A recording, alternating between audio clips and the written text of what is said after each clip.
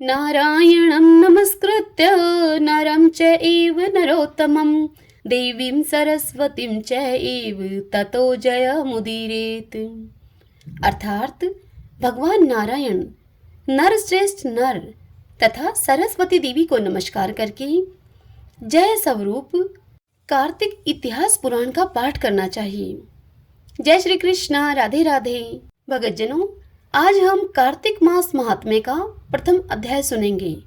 इस अध्याय में हम कार्तिक मास की श्रेष्ठता तथा उसमें करने योग्य स्नान, दान, भगवत पूजन आदि कर्मों का महत्व सुनेंगे। तो आइए सर्वप्रथम भगवान का सुमरण करते हुए सब बोलिए, विष्णु भगवान की जय। ओम नमो भगवते वासुदेवाय। एक समय की बात है, नैमिषारण्य तीर्थ में वास करने वाले 88,000 ऋषियों ने श्री सूत जी से कहा कि हे सूत जी, हम लोग कार्तिक मास का महात्म्य सुनना चाहते हैं। तब उन्हें सूत जी बोले, हे ऋषियों, तुमने मुझसे जो प्रश्न किया है उसी को ब्रह्मापुत्र नारद जी ने जगत गुरु ब्रह्मा जी से इस प्रकार पूछा था। उन्होंने कहा था कि हे पितामह, मासों में सबसे श्रेष्ठ मास, देवताओं में सर्वोत्तम देवता और तीर्थों में विशिष्ट तीर्थ कौन सा है, यह बताइए। तब ब्रह्मा जी उन्हें बोले, मासों में कार्तिक मास, देवताओं में भगवान विष्णु और तीर्थों में नारायण तीर्थ अर्थात बद्री का आश्रम श्रेष्ठ है। ये तीनों कलयुग में अत्यंत दुर्लभ हैं। इतना कहकर ब्रह्मा जी ने भगवान राधा कृष्ण का स्मरण किया और पुनः नारद जी से कहा, हे बेटा, तुमने समस्त लोगों का उद्धार करने के लिए यह बहुत ही अच्छा प्रश्न किया है। मैं कार्तिक का महात्म्य कहता हूँ। कार्तिक मास भगवान विष्णु को सदा ही प्रिय है। कार्तिक में भगवान विष्णु के उद्देश्य से जो कुछ पुण्य आदि किया जाता है उसका नाश मैं नहीं देखता। हे नारद, यह मनुष्य योनि दुर्लभ है। इसे पाकर मनुष्य अपने को इस प्रकार रखे कि उसे पुनः नीचे न गिरना पड़े। कार्तिक मास सब मासों में उत्तम है।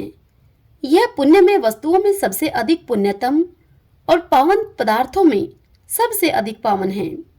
इस महीने में 3300 देवता मनुष्य के सनिकट हो जाते हैं और इसमें किए हुए स्नान, दान, भोजन, व्रत, तिल, धेनु, स्वर्ण, रजत, भूमि, वस्त्र आदि के दानों को विधि पूर्वक ग्रहण करते हैं। कार्तिक में जो कुछ दान दिया जाता है, जो भी तप किया जाता है, उसे सर्वशक्तिमान भगवान विष्णु ने अक्षय फल देने वाला बतलाया है।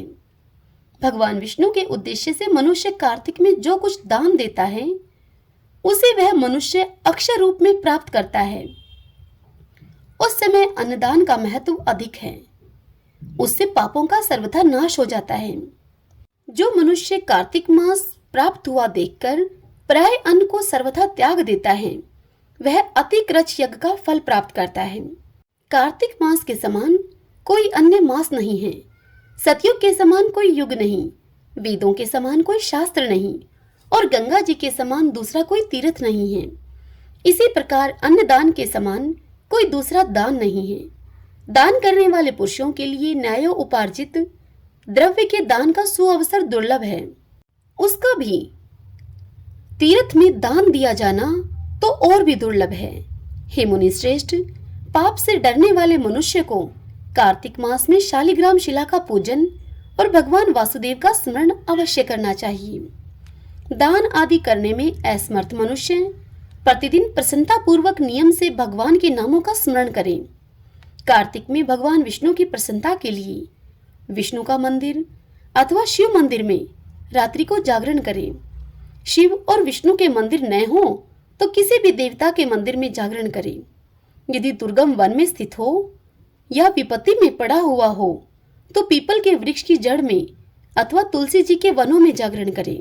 भगवान विष्णु के समीप उन्हीं के नामों, उनकी लीलाओं का, उनकी कथाओं का गायन करें।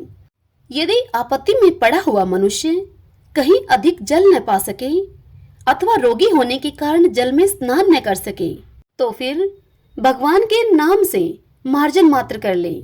व्रत में स्थित हुआ पुरुष यदि उद्यापन की विधि करने में असमर्थ हो तो व्रत की समाप्ति के बाद उसकी पूर्णता के लिए केवल ब्राह्मणों को भोजन कराएं। जो स्वयं दीपदान करने में असमर्थ हो वह दूसरे के बुझे हुए दीपक को ही जला दे अथवा हवा आदि से यत्न पूर्वक उस दीपक की रक्षा करे। भगवान विष्णु की पूजा न हो सकने पर तुलसी अथवा आंवले का भगवत बुद्धि से पूजन करें। मन ही मन भगवान विष्णु के नामों का निरंतर कीर्तन करता रहे। गुरु के आदेश देने पर उनके वचन का कभी उल्लंघन न करे। यदि अपने ऊपर दुख आदि आ पड़े तो गुरु की शरण में जाए। गुरु की प्रसन्नता से मनुष्य सब कुछ प्राप्त कर लेता है। परम बुद्धिमान कपिल और महातपस्वी सुमति भी अपने गुरु गौतम की सेवा से अमृतत्व को प्राप्त हुए हैं। इसलिए विष्णु भगत पुरुष कार्तिक में सब प्रकार से प्रयत्न करके गुरु की सेवा करें। ऐसा करने से उसे मोक्ष की प्राप्ति होती है। सब दानों से भी बढ़कर कन्यादान है, उससे अधिक विद्यादान है। विद्यादान से भी गौदान का अधिक महत्व है और गौदान से भी बढ़कर है अन्नदान, क्योंकि यह समस्त संसार अन्न के आधार पर ही जीवित रहता है। इसलिए कार्तिक में अन्नदान अवश्य करना चाहिए। कार्तिक में नियम का पालन करने पर अवश्य ही भगवान विष्णु का सार रूपे एवं मोक्षदायक पद प्राप्त होता है। कार्तिक में ब्राह्मण पति पत्नी को भोजन कराना चाहिए। चंदन से उनका पूजन करना चाहिए। अनेक प्रकार के वस्त्र, रतन और कंबल आदि देने चाहिए। ओढ़ने के साथ ही रुईदार बिछावन, जूता, छाता आदि भी दान करने चाहिए। कार्तिक में भूमि पर शयन करने वाला मनुष्य युग युग के पापों का नाश कर डालता है। जो कार्तिक मास में भगवान विष्णु के आगे अरुणोदय काल में जागरण करता है और नदी में स्नान, भगवान विष्णु की कथा का श्रवण, वैष्णवों का दर्शन तथा नित्य प्रति भगवान विष्णु का पूजन करता है, उसके पितरों का नरक से उद्धार हो जाता है। अहो, जिन लोगों ने भक्ति पूर्वक भगवान विष्णु का पूजन नहीं किया वे इस कलयुग की कंदरा में गिरकर नष्ट हो गए, अर्थात लुट गए। जो मनुष्य कमल के एक फूल से देवताओं के स्वामी भगवान कमलापति की पूजा करता है वह करोड़ों जन्मों के पापों का नाश कर डालता है।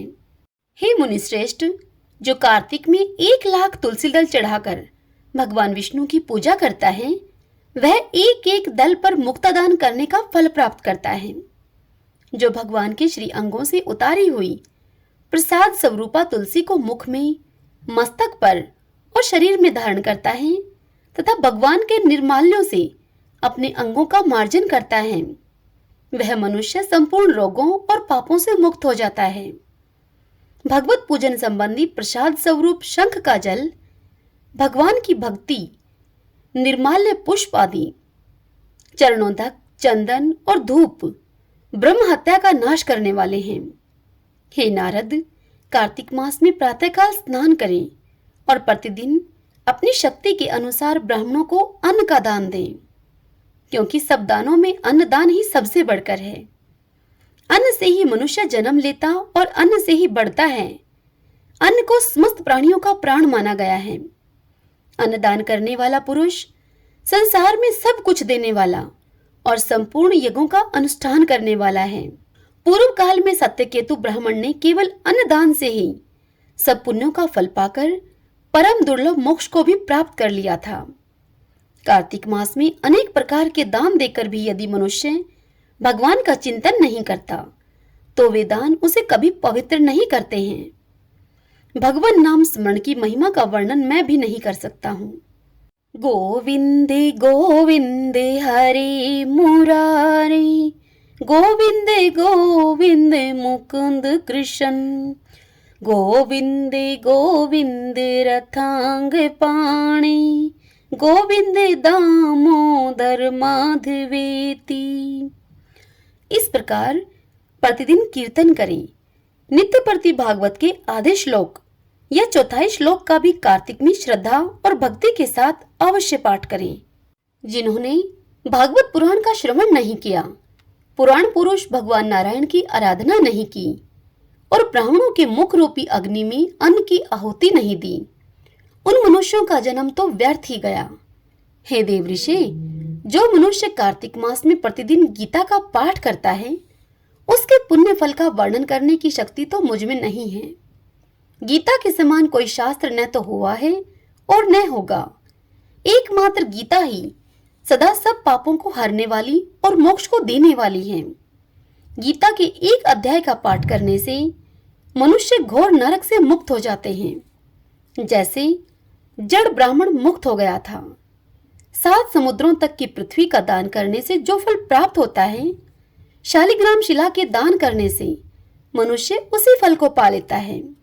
अतः कार्तिक मास में स्नान तथा दान पूर्वक शालिग्राम शिला का दान अवश्य करना चाहिए। हरि ओम तत्सत। श्रीमन्नारायण नारायण हरि हरि भजमन नारायण नारायण हरि हरि। ओम नमो भगवते वासुदेवाय। भगतजनों, इससे आगे की कथा कल हम अगले अध्याय में सुनेंगे। कल के अध्याय की कथा में हम विभिन्न देवताओं के संतोष के लिए कार्तिक स्नान की विधि तथा स्नान के लिए श्रेष्ठ तीर्थों का वर्णन, कल हम इस पावन कथा का रसपान करेंगे। जय श्री कृष्णा। राधे राधे।